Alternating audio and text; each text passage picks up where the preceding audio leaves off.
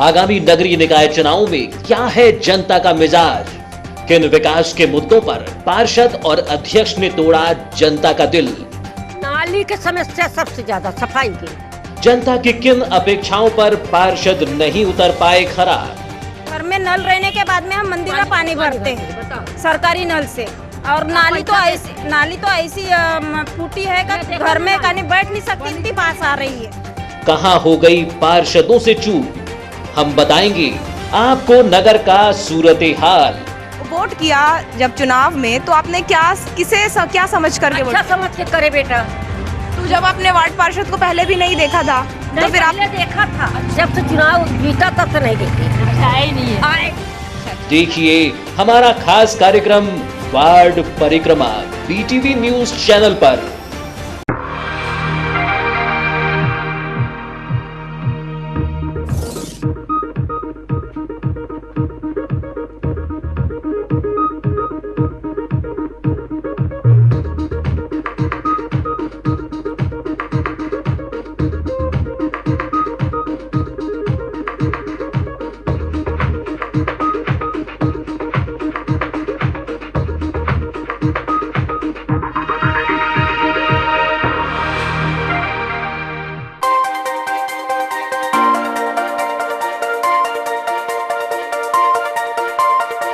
Audio Jungle.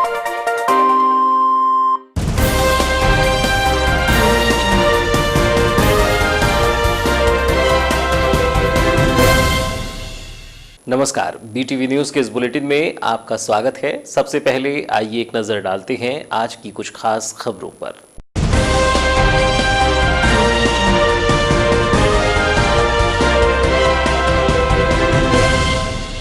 Rice mill association ने test milling की मांग। टेस्ट मिलिंग करवाने मिले आदेश को बताया भ्रामक। कस्टम मिलिंग के लिए बनाया गया दबाव तो करेंगे काम बंद। प्रदेशाध्यक्ष ने कहा प्रशासन को मिलों की सौंप दी जाएगी चाबी। बिना टेस्ट मिलिंग के नहीं किया जाएगा शासन से अनुबंध। नगरीय निकाय चुनाव को लेकर जिला कांग्रेस कार्यालय में आयोजित की गई बैठक के दौरान 33 वार्डों के कार्यकर्ता रहे उपस्थित। प्रत्याशी चयन को लेकर प्रारंभ हुई कवायद। बैठक में कांग्रेस के अन्य अनुसांगिक संगठनों की अनुपस्थिति बनी रही चिंता का विषय। लांजी के किसानों की समस्या होगी पंजीबद्ध। सुलह बोर्ड से होगा समस्या का समाधान। गुरुवार को पौसेला के किसानों ने एसपी को सौंपा था ज्ञापन। राइस मिलर्स के द्वारा ठगी किए जाने की गई थी शिकायत। एसडीएम लांजी के द्वारा किया जाएगा मामला पंजीबद्ध।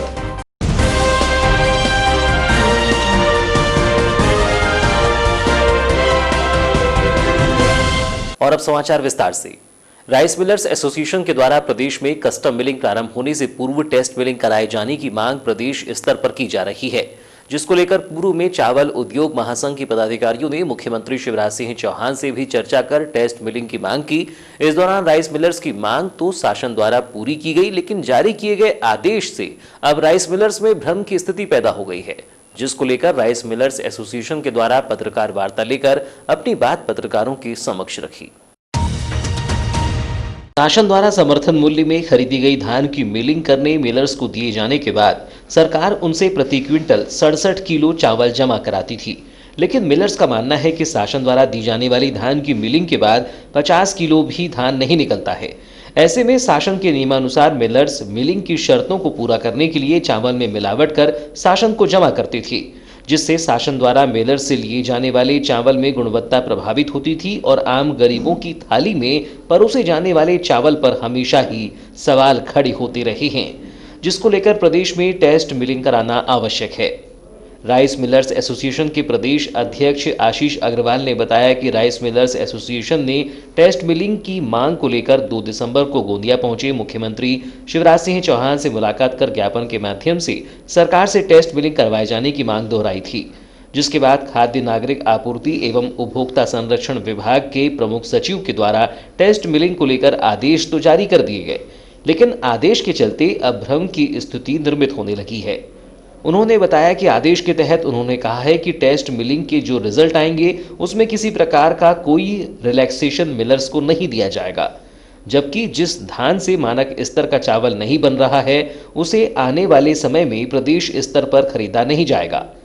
एसोसिएशन पदाधिकारियों ने बताया कि प्रदेश में मिलिंग करने पर 1 क्विंटल धान पर 50 किलो भी चावल नहीं निकलता, जबकि शासन द्वारा मिलर से 1 क्विंटल धान पर 67 किलो चावल की मांग की जाती है, जिस वजह से मिलर्स को आर्थिक नुकसान होता है, जिसके चलते मिलर्स प्रमुख सचिव महोदय 10 तारीख को, अभी 10 दिसंबर को एक आदेश जारी किया गया है, जिसमें उन्होंने प्रदेश के सभी जिलों में जो धान खरीदी हुई है उसकी टेस्ट मिलिंग का उन्होंने आदेश जारी किया है। किंतु उनके द्वारा जो आदेश जारी किया गया है वो भ्रामक है और उसमें उन्होंने ये कहा है कि जो टेस्ट मिलिंग की जा रही है वो कि उस टेस्ट मिलिंग के उपरांत जो उसके रिजल्ट आएंगे उससे मिलर्स को जो मानक स्तर है, जो मिलर्स को चावल देना होता है मिलिंग के उपरांत, उसमें किसी प्रकार का कोई रिलैक्सेशन नहीं दिया जाएगा।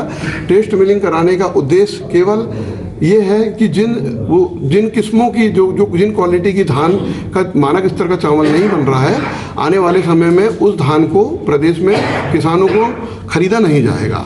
तो उनके इस आदेश से जो मिलर्स की जो टेस्ट मिलिंग कराने की जो हमारी मंशा है, हमारी मंशा ये है कि भाई जो शासन द्वारा हमसे जो 1 क्विंटल धान के बदले 67 किलो चावल लिया जाता है, टेस्ट मिलिंग के बाद में ये उसके परिणाम सामने आएंगे। माननीय मुख्यमंत्री जी द्वारा भी हमें यही आश्वासन दिया गया था कि मिलिंग के पश्चात जो उसके परिणाम सामने आएंगे उस परिणाम के अनुसार ही मिलर से चावल लिया जाए। राइस मिलर्स एसोसिएशन के प्रदेश अध्यक्ष आशीष अग्रवाल ने बताया कि शासन द्वारा जारी किया गया आदेश पूर्णतः भ्रामक है, जिससे राइस मिलर संतुष्ट नहीं है। हमारा यह निवेदन है कि प्रदेश में टेस्ट मिलिंग कराई जाए और उसके रिजल्ट को फॉलो करते हुए राइस मिलर से उस गुणवत्ता का चावल जमा कराया जाए। उन्होंने बताया कि जब तक टेस्ट मिलिंग नहीं होती है तब तक राइस मिलर्स कस्टम मिलिंग के लिए अनुबंध नहीं करेंगे। प्रदेश अध्यक्ष आशीष अग्रवाल ने बताया कि शासन और जिला प्रशासन के द्वारा कस्टम मिलिंग के लिए लगातार राइस मिलर्स पर दबाव बनाया जा रहा है। राइस मिलर्स को मिलिंग एक्ट का हवाला दिया जा रहा है, जिससे राइस मिलर्स एसोसिएशन डरने वाला नहीं है। अगर शासन या प्रदेश के किसी भी जिला प्रशासन के द्वारा राइस मिलर्स के खिलाफ ऐसी कोई कार्यवाही की जाती है तो हम सभी राइस मिलर्स अपने उद्योगों में ताला लगाकर प्रशासन को चाबी सौंप देंगे। वो भ्रामक है, उससे हम लोग संतुष्ट नहीं है। हमारा ये निवेदन है, प्रदेश प्रशासन से हमारा निवेदन है कि टेस्ट मिलिंग कराई जाए। टेस्ट मिलिंग के जो रिजल्ट आएंगे उसको फॉलो कराते हुए मिलर से उतना चावल और उस गुणवत्ता का चावल जमा कराया जाए। दूसरा, जब तक टेस्ट मिलिंग नहीं होती है या जब टेस्ट मिलिंग की रिपोर्ट प्रस्तुत होने के पश्चात शासन द्वारा जो मापदंड में नए मापदंड निर्धारित नहीं किए जाते हैं, तब तक प्रशासन के द्वारा अभी प्रदेश में सभी जिलों में जो कलेक्टर्स हैं उनके द्वारा मिलर्स पर कस्टम मिलिंग हेतु अनुबंध करने का, रजिस्ट्रेशन करने का दबाव बनाया जा रहा है और अनुबंध न करने की स्थिति में मिलर्स को ये बोला जा रहा है कि आपकी मिलों में ताला लगा दिया जाएगा, आपके विरुद्ध FIR दर्ज कर ली जाएगी। मिलिंग एक्ट का हवाला दिया जा रहा है और मिलिंग एक्ट के अंतर्गत ये कहा जा रहा है कि आपकी जो मिलों की जो क्षमता है उसका 50% आपको। पत्रकार वार्ता में उपस्थित Balaghat chamber of commerce and industries के अध्यक्ष अभय सेठिया ने भी राइस मिलर्स एसोसिएशन का समर्थन करते हुए कहा कि राइस मिलर्स की मांगे उचित हैं। शासन अगर बेवजह राइस मिलर्स पर दबाव डालेगा तो Balaghat chamber of commerce and industries उसके साथ रहेगी और अन्य उद्योगों को भी बंद करने का कार्य किया जाएगा। हम शासन की किसी भी प्रकार की धमकी से नहीं डरेंगे। मध्य प्रदेश चावल उद्योग महासंघ द्वारा आज विभिन्न मांगों को लेकर अपनी एक बैठक रखी गई। इनकी मांगे उचित है। शासन यदि बेवजह दबाव डालेगा तो पूरा Balaghat chamber of commerce and industries उसके साथ रहेगी और अन्य उद्योगों को भी हम बंद करने का काम करेंगे। जिस प्रकार की प्रदेश के अध्यक्ष जी ने बताया कि 67% उतारा आता नहीं उसका, और 67% होना और बाद में आप बोलते हो कि उस क्वालिटी का होना, उस क्वालिटी की आपके पास धान भी नहीं है, तो निश्चित रूप से ये विसंगतियों को शासन को दूर करना पड़ेगा। शासन इसी विसंगति को दूर नहीं करेगा तो हम उनकी कार्रवाई के पहले ही वो कार्रवाई की धमकी दे रहे हैं। वो धमकी से कोई चावल उद्योग संघ या चैम्बर ऑफ कॉमर्स इंडस्ट्री उस धमकी के आगे आएगा नहीं और निश्चित रूप से अपनी चाबियां भी दे देगा प्रशासन को कि आप ही चलाइए अब इसको। सरकार कह रही कि हम गरीबों का एक एक दाना खरीदेंगे, चाहे सड़ा हो गला हो जो भी हो, और फिर उसी की मिलिंग कराएंगे। इस पर आपकी क्या राय है? जिस क्वालिटी का वो धान देते हैं उस क्वालिटी का वो चावल ले ले हमसे। चावल कहाँ से बना के देगा? व्यापारी ये उद्योगों के पास तो चावल बनता नहीं है। चावल जो आप देंगे ना वही तो लेंगे ना आप हमसे। अब भैया ये बताइए कि जो शासन की मौजूदा नीति नगरीय निकाय चुनावों को लेकर बीते दिनों ही नगरपालिका अध्यक्ष पदों के लिए संपन्न हुई आरक्षण प्रक्रिया के बाद अब प्रत्याशी चयन को लेकर बैठक का दौर प्रारंभ हो चुका है। बता दें कि बालाघाट नगरपालिका अध्यक्ष सहित 17 महिला पार्षदों के लिए कांग्रेस ने कवायद प्रारंभ कर दी है। जिसके तहत 13 दिसंबर को पुनः जिला कांग्रेस कार्यालय में 33 वार्डों के कार्यकर्ताओं की बैठक का आयोजन किया गया था। लेकिन बैठक के दौरान कांग्रेस के अन्य अनुषांगिक संगठनों की अनुपस्थिति एक बार पुनः कांग्रेस पदाधिकारियों के लिए चिंता का विषय बनी रही।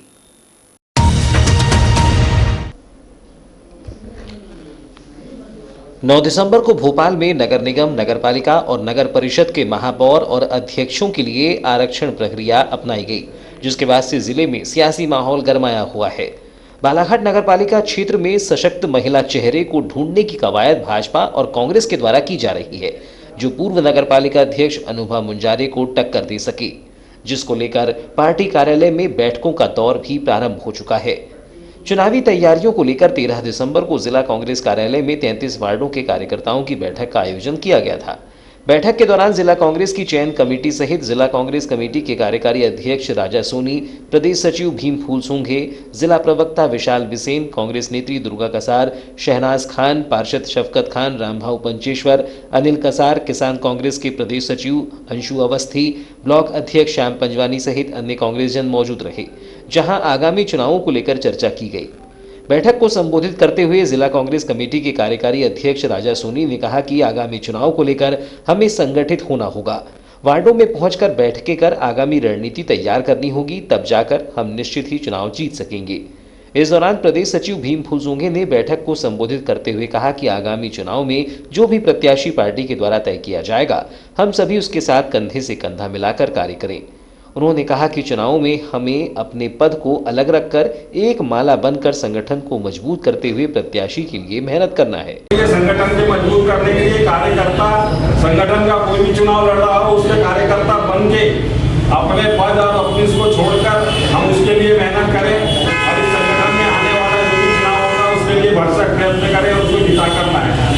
यही हमारी सबकी आज जो निर्णय है और एक साथ मिलकर एक माला बनकर ऐसी फिरोज जो हम अपने अध्यक्ष को या संगठन को पहना सके। जय जय भारत। बैठक को लेकर ब्लॉक अध्यक्ष श्याम पंजवानी ने बताया कि नगरीय निकाय चुनावों को लेकर विगत 3 महीनों से बैठकों का दौर प्रारंभ है, जिसमें कांग्रेस जिला अध्यक्ष के द्वारा एक चयन समिति भी गठित की गई है, जो प्रत्याशियों के चयन को लेकर चर्चा कर रही है। नगरीय निकाय चुनावों को लेकर कार्यकर्ताओं में उत्साह है। निश्चित रूप से इस बार नगर निकाय चुनाव में हम जीत दर्ज करेंगे। उन्होंने बताया कि आज 33 वार्डों के कांग्रेस के कार्यकर्ताओं को बैठक में बुलाया गया था, जहां सभी के साथ मिलकर आगामी चुनाव की तैयारियों पर चर्चा की गई। बैठक के दौरान 17 महिला पार्षदों सहित नगरपालिका अध्यक्ष पद के लिए प्रत्याशी चयन को लेकर ब्लॉक अध्यक्ष श्याम पंजवानी ने कहा कि कांग्रेस में महिलाओं के इतने चेहरे हैं कि कांग्रेस को उन्हें छांटने की आवश्यकता पड़ रही है। समय रहते प्रदेश और जिले स्तर से भी सभी चेहरे सामने आएंगे।